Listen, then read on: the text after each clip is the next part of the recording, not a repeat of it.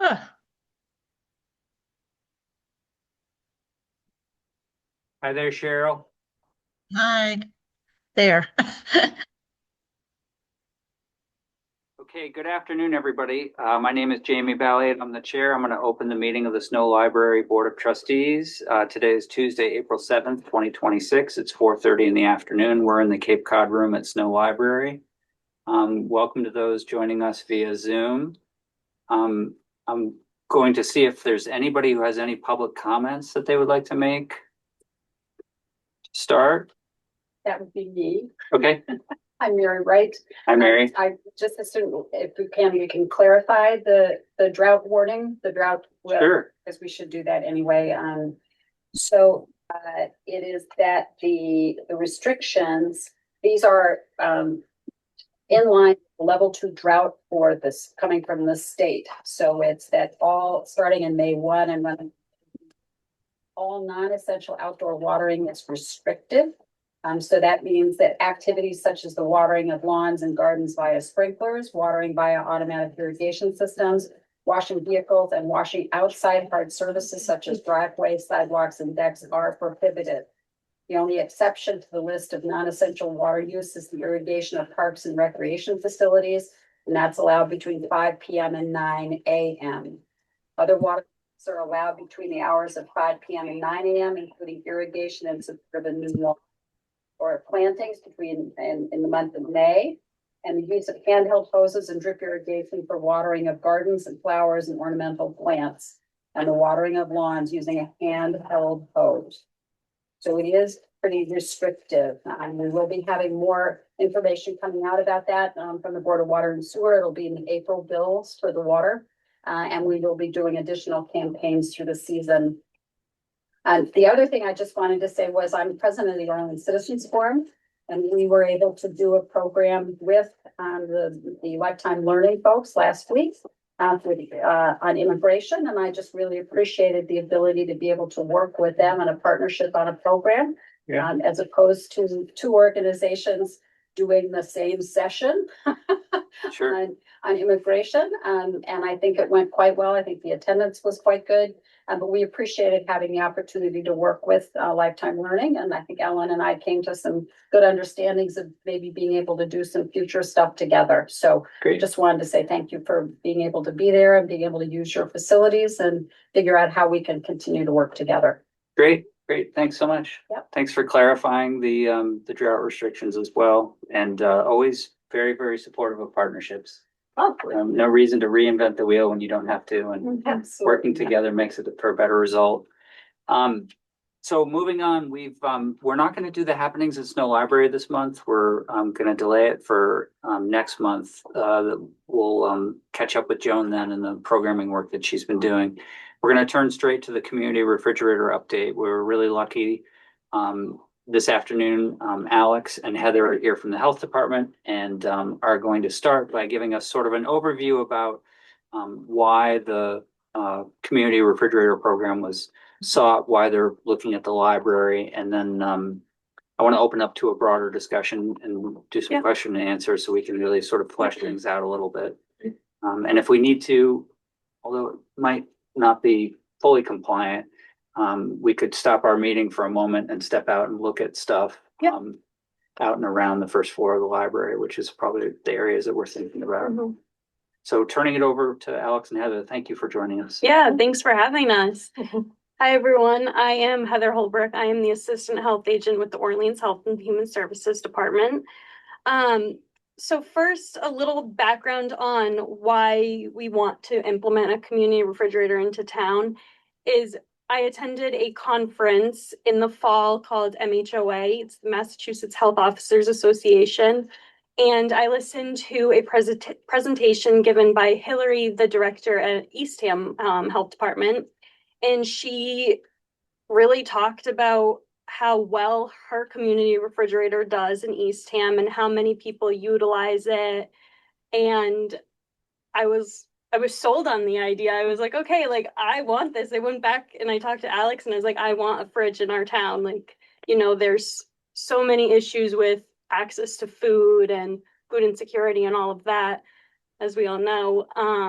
So I think it would be a really great project for Orleans to be part of. At the conference, so many people from all across the state talked about, oh, we have a fridge, or we don't have a fridge, but we want to get one now. And we've seen the success at other locations. So Eastham has a really great one. Harwich has one at their community center. Hyannis has one at their public library. And Provincetown has one at their library. And more towns are coming on board with it and trying to get one. It's being purchased through the Public Health Excellence Grant that is, what's the word? Like, it's held through Barnstable County, so they're the ones purchasing it for that, or through the grant for us. And a couple of other towns, Brewster and Chatham, are also implementing one. So that's a little bit about why I wanted one.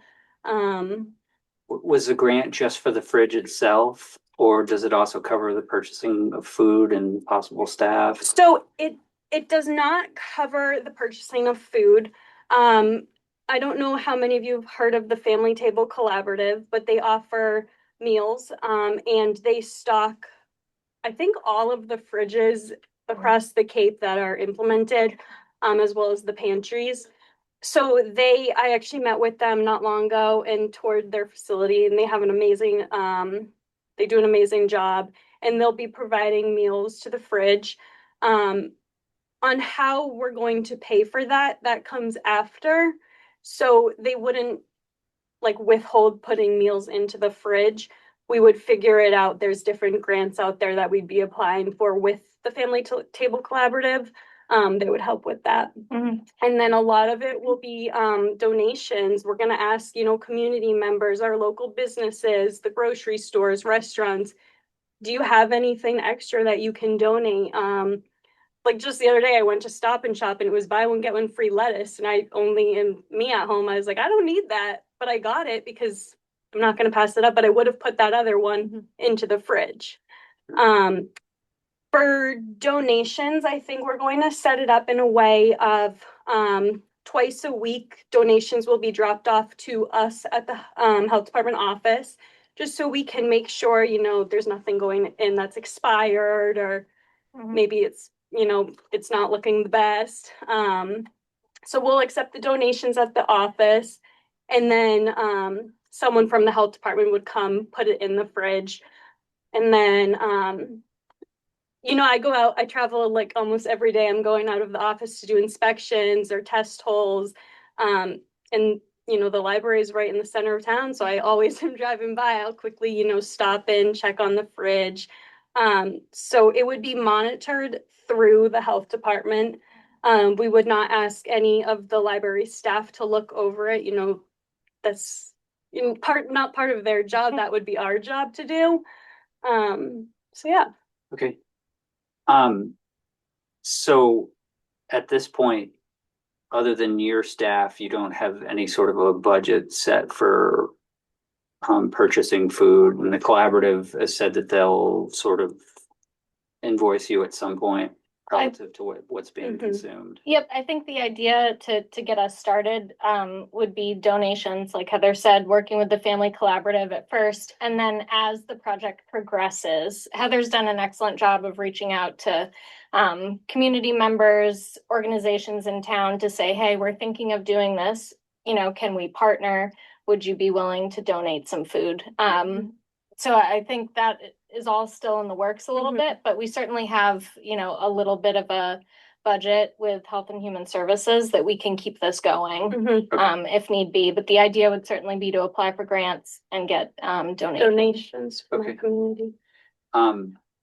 So one of the things that's complex about a fridge in front of a library that all the libraries that have them have to deal with is that you can't bring food inside. So and so it often falls upon the staff members of the library to go to somebody and say, you can't eat that sandwich, even though I know you're hungry or whatever, in the library at this time. And so that's a challenge. And we think that one way that could get managed is to have really prominent signage on the front of the fridge itself that says, For Absolutely. sure, Yeah, maybe, do not take food in. Yeah. Take food when you're leaving or. Mhm. yeah, maybe We also put don't it want that people, way. we don't want people to be like, coming in for two reasons, to get a sandwich and to get a book, and then they're like, Right. Mhm. To be enjoyed on site. Yeah. yeah, something that, and maybe communicating with some of those other libraries and figuring out how they dealt with it. Because the Yeah. last thing I'd want is a situation where the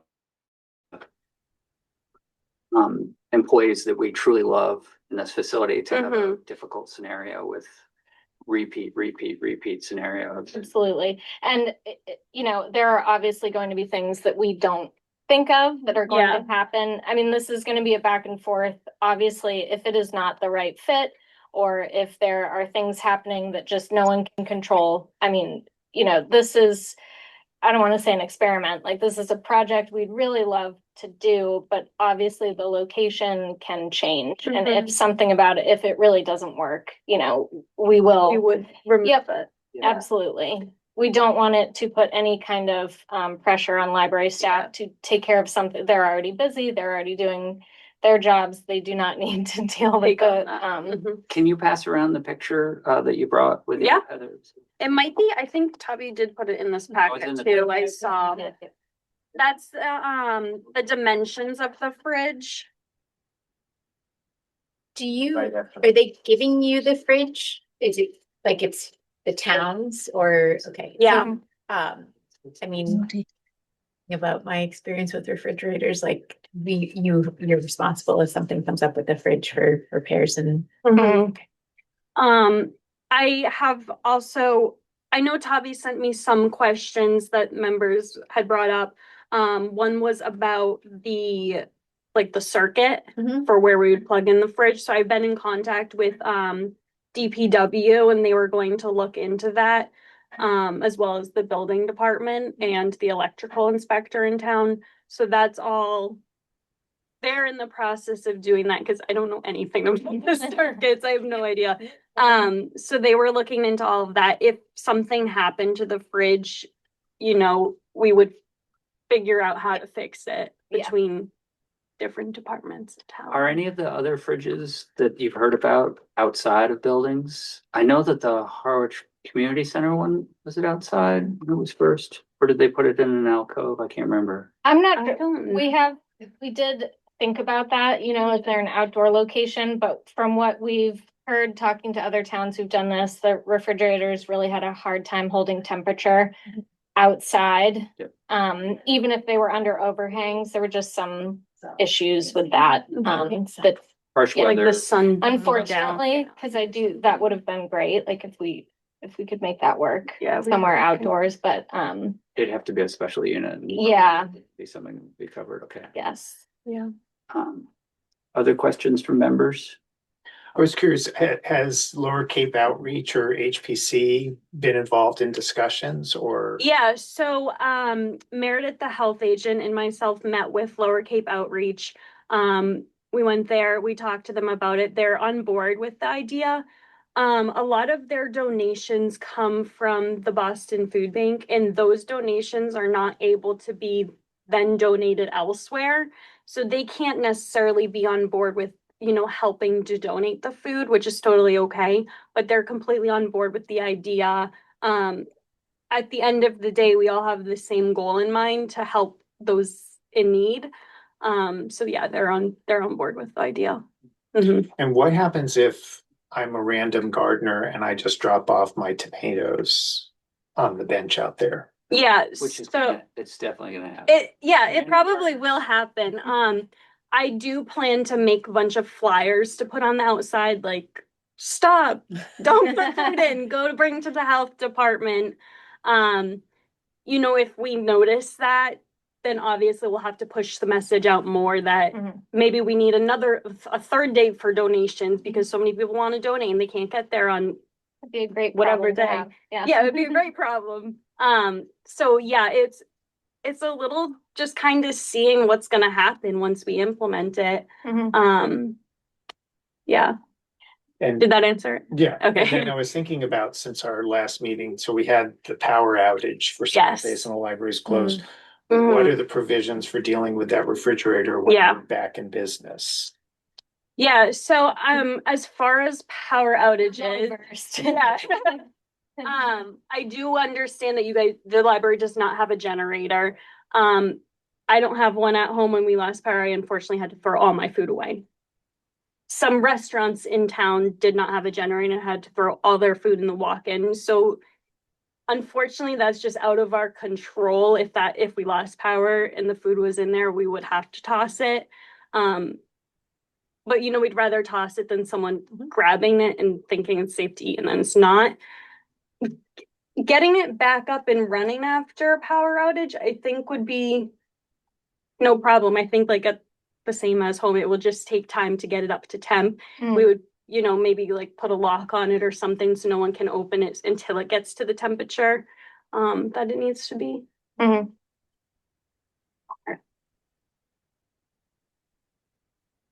Bill, any other questions? Well, I was wondering about one thing. So we're working on building a new library here. Mm-hmm.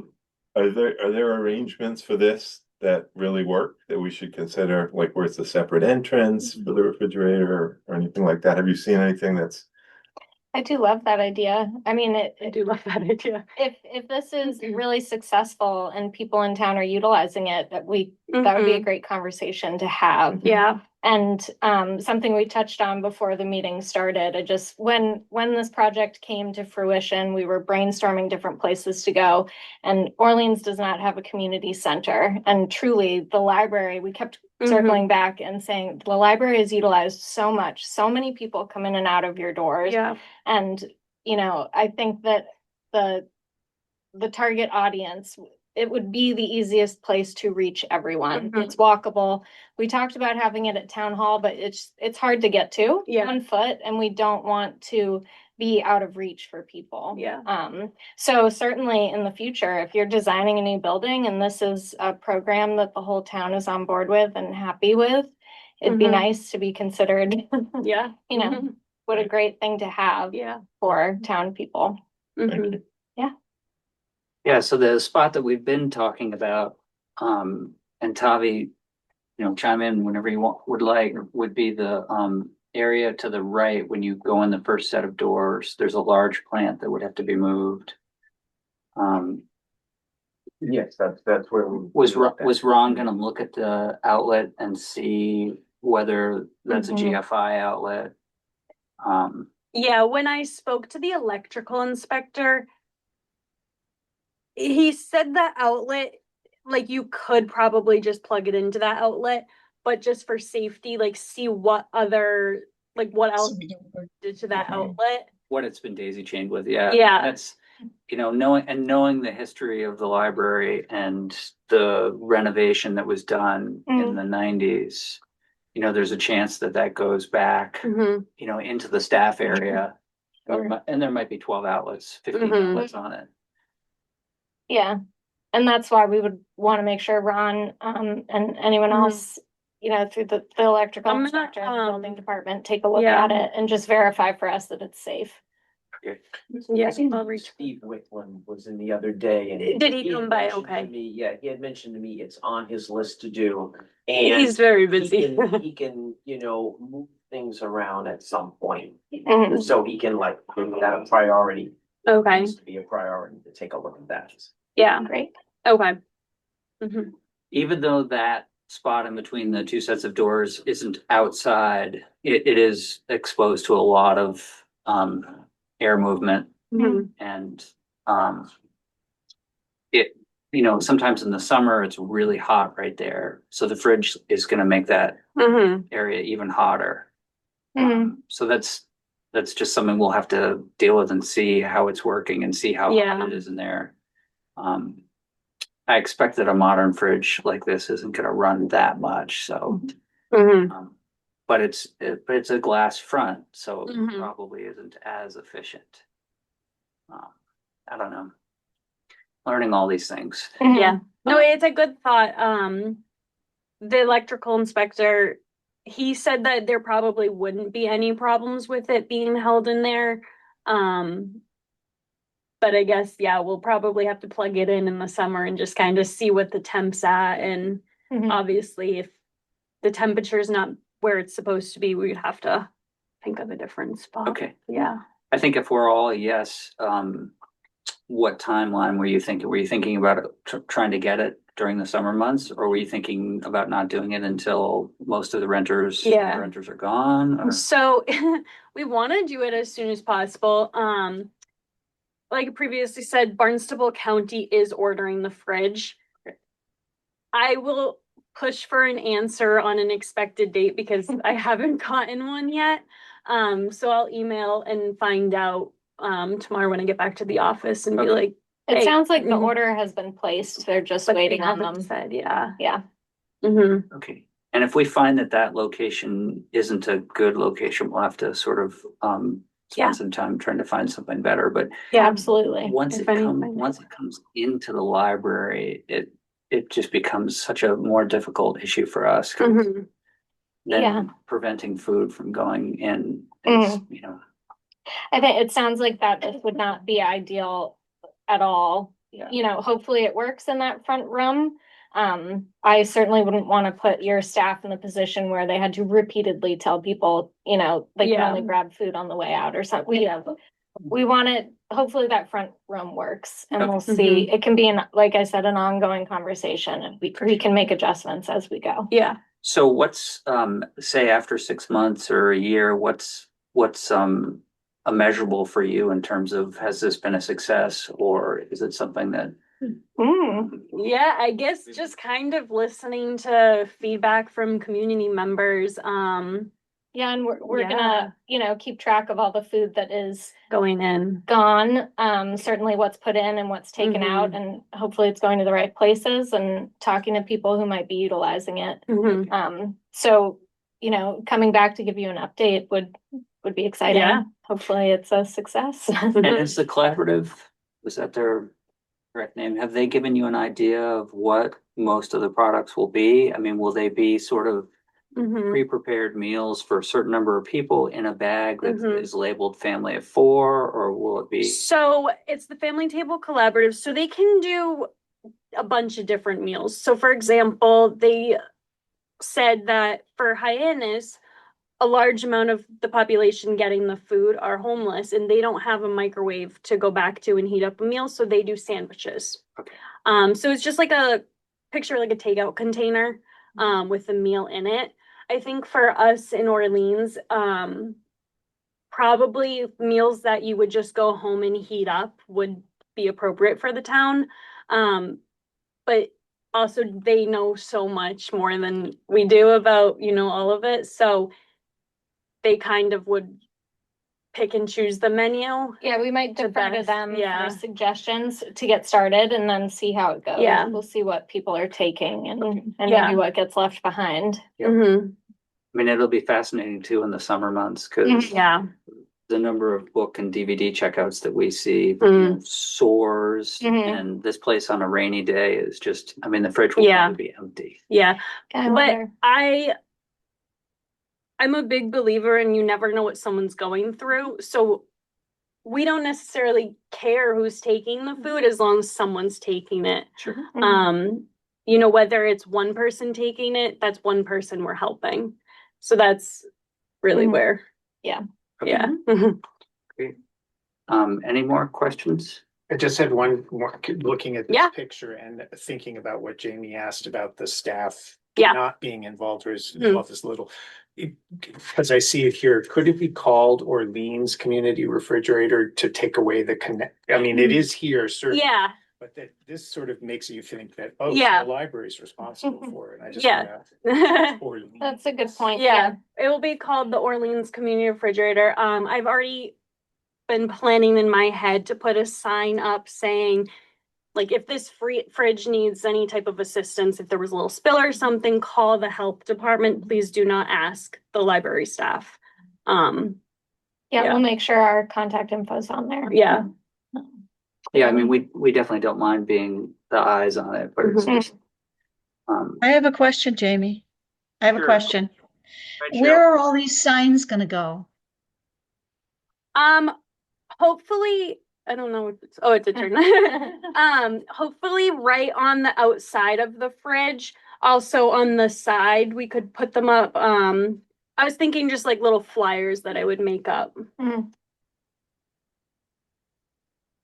You know, I'm wondering if you'll have enough messages to maybe having a poster board that's on a tripod next to it, you know, if there's enough space. We want to make Yeah. sure that you're getting out There's all not a lot of space there, Jamie. There's really not. Yeah, and we certainly want it to look, very nice and professional. Mhm. Yeah, we'll have to see. I like the idea of a tripod. I don't know if there's enough space, but I think something like that. I mean, we just want it to be clear for people, no Yeah, matter what, just make sure that it catches their eyes so they're, yeah. um, But we can easily just starting out tape the poster or the flyers onto the front door of the fridge or on the side door of the fridge. Okay, Yeah. okay.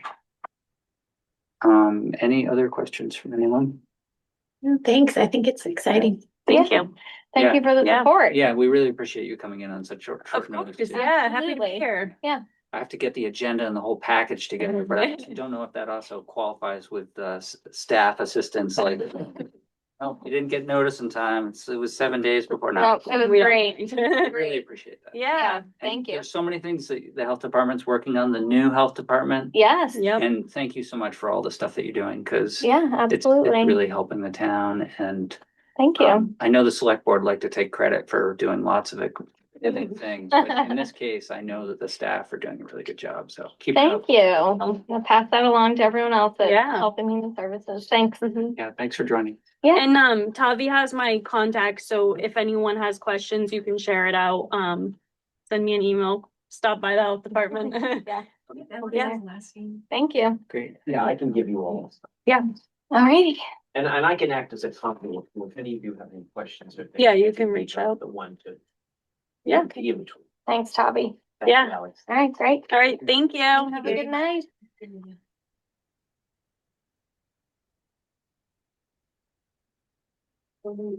That's Mary, right? Who spoke? Yes. Yes. She was the comment. Moving on, well, actually not moving on, question for the members. Is there a need for us to take a vote for supporting the community fridge, or should we just continue to move in the direction that we're moving in? Yeah, seeing mostly nods. Cheryl, are you okay with that? Yes. Okay. Great. Moving on, the financial report with Bill. Okay, so the financial report is seemingly the same as it generally is. With few exceptions.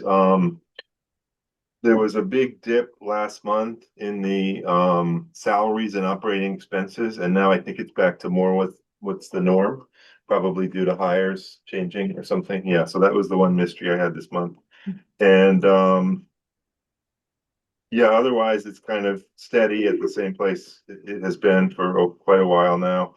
And the big number at the bottom, the trust fund, has gone up a tiny bit, but is basically in the same range. So that's my summary. Any questions for Bill in the monthly report? Or Tavi, do you have any extra comments? No, nothing to add for this month. It's pretty much where we should be. Again, I know we look at in the Friends section, and we look at the museum passes, and we see that that's beyond the tipping point. But again, that's because it's usually front loaded with the museum passes and stuff. And we're pretty much coming to the end of the museum pass renewals, so we're not expecting to use any more through there. Yeah. Okay, great, thanks. Thank you. So moving on to your report, Tavi, is there anything you'd like to highlight? Just one little additional thing. In my report, I mentioned that Youth Services Librarian Kim O'Clair was at the Orleans Elementary School for community-wide read day to read to the children. I also get invited, and I went as well. Kim read to the first grade, I read to the fourth grade. And it was a wonderful experience. I read the book Ronan the Librarian by Tara Lube and Becky Caddy, and the students were very receptive to it. It's always very enjoyable. It's one of the great collaborations that we have, the library with the school, and they enjoy having us over there, and we all who go over there really enjoy it. To encourage them to read and stuff. So it's a wonderful experience. Yeah, and they just finished their community book. I'm not sure if you were involved in picking that book at all. No, It was about a dog and a squirrel and their relationship, and my 10 and 11-year-old finished it, and they were like, "That was really written for the kindergartners." And I was like, "Well, you gotta bring everybody." And I'd like to say that when I brought my grandson to the library, he saw Tavi and he said, he came to my school and read a book. So I think that those kind of outreach visits make the kids feel more welcome when they come to the library. It certainly did him. yeah, I enjoyed seeing him, and I enjoyed. I think Lindsay's Boys, sons were there Yep. as well, and so that was very nice. It was very enjoyable. It really is. yeah, that's great. Great, thanks. So on my monthly report, I've got a couple of things I wanted to brief you on. The first one is in your packet. Let's build our future together. It's a flyer that we've had for probably 3 years now. And so I got permission from Kami to update it using the library's account, their Canva account, and I updated mostly just the second page. And we're gonna put that back up on the website, but before we do, if you could take this on your own and go through it and see if there's anything that you'd like to see edited, that would be great. Then I checked out the video that we put up last year about the library, and on YouTube, I wanted to let you know that it's got 564 views. So it's something that's gotten regular traffic. And when I first went to start coming up with this video project, I was looking at various other libraries that put up their things, and they'd been viewed, 17 times or 19 times. And, so for us to have, almost 600 views is really good. And I feel like that we've got 9 people who subscribe to it, which I thought was interesting because and then 20 people gave it a thumbs up. So that's like something, So I know that it might just be today. It's really good. Yeah, it might just Really be good. me watching it in the middle of the night over and over Trying again. to get to the 600 number. Or maybe Kevin is watching it over and over again, or no. But I feel like that's a piece that we're getting feedback on just simply by looking at that viewership traffic. And there's an individual who I know who works for YouTube and lives in the town of Orleans who might be able to tell us more about what sort of traffic we're getting, or at least direct me to better understanding that. The next thing is the capital improvement plan. There was another hearing that the select board held recently, continuing to talk about the capital improvement plan. I don't think any changes were made in regards to the library. $4 million is still in the capital improvement plan for 2028, and 41 million is in there for 2029. 2028 is design, 2029 is construction money. It's just a blueprint. It's just a conversation piece. We all know what it is, but having it in there is very, very important. And we'll see how things go through town meeting this year. The last piece is that the Friends of Snow Library have talked to us about doing their newsletter. Bill and I contributed with Tavi some segments to it, and they're in the process of editing their product. We wrote too much. Yeah, we did. So Snow Library used to do a newsletter a few years ago, but they haven't done it for a little while. And that's one thing that I was thinking about, is maybe Snow Library could bring their newsletter back opposite from the times, months, periods that Friends of Snow Library are doing it, so that we're continuing to get the word out. I know that with social media, other outlets, websites, flyers, that newsletters have sort of gone away, but I still think that a lot of people like to read something and get a summary periodically, and that might help us in terms of galvanizing support for projects that we're working on. The last piece is the library trustees, the two slots that were open. Two candidates that filled papers were Nora and Lindsay. So there wasn't a third, and so they're running for those two open spots. So please make sure that you go to vote when the time comes. That's it for me. Any questions on my report or anything?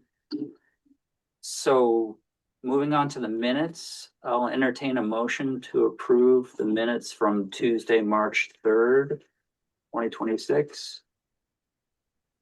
Anyone? So moved. Second? Second. Okay. Any changes to the minutes or amendments? Okay, seeing none, because we've got one member online, you'll have to vote first, Cheryl, and with your name. Cheryl Bryan, I approve the minutes. Okay, great. Jamie Balliet. Mark Zomek. Tracy Murphy. Bill Powers. Okay, 5-0. Great. All right, so moving on, next topic. So a report from the Friends representative. Thank you for joining us, Linda. And we'll turn it over to you. This is from our March 18th meeting, and it's a brief report of what we discussed, starting with the treasurer's report, and it's from July of 25 to February, and 8 months year to date. And our gross profit year to date was about $92,000, a little above that, closer to 93. Year-to-date contribution expenses were 28,100. Operating expenses, 24,200. And our year-to-date operating income was about 40,500. The year-to-date net investment income was $31,073. And our year-to-date net income was $71,526. The other things we discussed and approved of was, the board approved spending $400 for the Lego program for the summer that Jamie and Kim run. And there's a report on the Little Blue Light. First-time donors for the fiscal year 25-26 stands at 198. More than double the previous year, which was 86. And recaptured donors went from 44 up to 187. Wow, that's a huge growth. That's great. And we'll be hosting our major donor party at the Town Cove Tap Room on June 11th from 5:30 to 7. And we have revised our membership level designations. We've got a friend donating 25, which replaces the old $20 individual friend and $30 family friend. We've got a good friend for $50, a major donor for 100, a patron for 250, and a new category benefactor 500. And that's it. Great. The annual meeting, you said, is at the tap room this year? Yeah, And what's the date on that again? June 11th, 11th at what? 5:30. 5:37. Okay, great. New location. Exciting. Yes. Okay. Thanks so much. Really appreciate it. And thank you for everything that the Friends of Snow Library do. We would be in big trouble without you. Okay, anything else that we haven't brought up or talked about that anybody wanted to mention? I just wanted to mention that I was offered a job as director of the library in Harwich at Brooks Free Library, and I accepted. Crazily enough. Oh, congrats. And I start on Monday. Oh my gosh. And I'm excited, but a little intimidated about it. I need to ask Tavi to mentor me since he's still in the saddle. And so I just wanted to announce that to everyone. I also wanted to see whether people would have concerns about me continuing on the board which if there were concerns, I would resign from the board, but if there aren't any concerns, I'm happy to continue. I would probably need to be on Zoom. This did come up in my interview in Harwich, and I would want to bring it up again once I actually start the job, but I also needed to have the conversation at this end too. So I don't think I just like to say that within clams, there is a precedent of directors being on the board of their hometown. And it has never been considered a conflict of interest. Thank you. Great. Well, congratulations. We're all very happy for you. Did you sign on to the 10-year plan? I without using any of the buzzwords, I said, I won't be here for 25 years like the retired director, and I want to make that clear that that is not my intention. And so Great. they were aware of that. Oh, they're really lucky to have you. That's great. That's neat. Anything else? I'll entertain a motion to adjourn. So moved. Okay, thank you. All right, have a good night. Thank you so much. Thank you.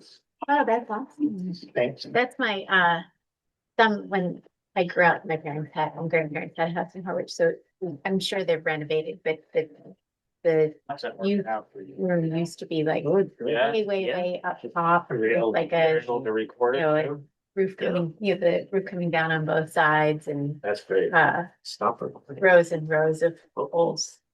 I mean,